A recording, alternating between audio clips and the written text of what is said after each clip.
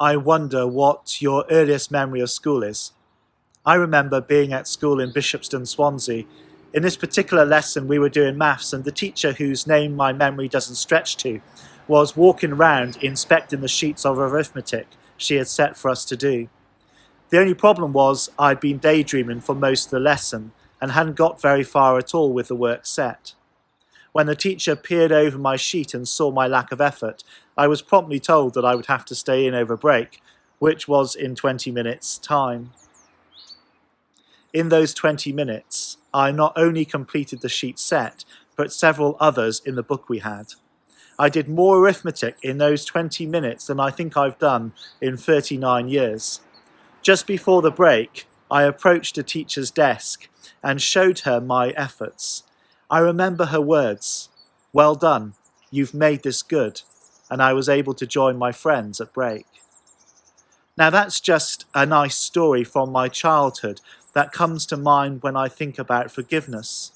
In my childhood story, the debt for lack of work earlier in the lesson was cancelled because of the work I had done. I was forgiven. Jesus is different. Throughout the Bible, God forgiving sin is associated with sacrifice. So in the sometimes gory world of the Old Testament, animals would be sacrificed by people as a sin offering, to offer a sacrifice to God for their wrongdoing in order to receive God's forgiveness. In the New Testament, all that changes, and we see Jesus, who was without sin, become the sacrifice that allows us who commit the sin to be forgiven by God.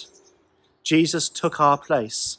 We didn't deserve that. We didn't earn that. Before we did anything towards restoring relationships or situations, God forgave us in Jesus. So Jesus sets us the example of forgiveness. Here are some things to reflect on this Good Friday. We often are forgiven long before we experience that forgiveness. We often look to emotions in the first instance to determine how we feel. This is natural, but can sometimes mask the truth that in Jesus, regardless of whether we experience it or not, we are forgiven. You can't be condemned. Look at the news and social media. When a celebrity gets it wrong, it seems that everyone jumps on the bandwagon with criticism. It can be like that as a Christian, but it's the devil who tries to focus our minds on sin and our wrongdoing. It's Jesus who calls us to dwell on his love and forgiveness. Know the voice you're listening to. Thirdly, forgive quickly. Forgiveness is hard because the sin or wrongdoing that leads to it is often painful. Sometimes we place conditions on our forgiveness, or to put it another way, we want the relationship or situation restored before we forgive. But as Christians, we are called to echo the cross, where we did nothing to make up for our wrongdoing before Jesus went to the cross to forgive us. Forgive first, then seek restoration. Let's pray. Forgiving God, your forgiveness came at the cost of your Son, Jesus.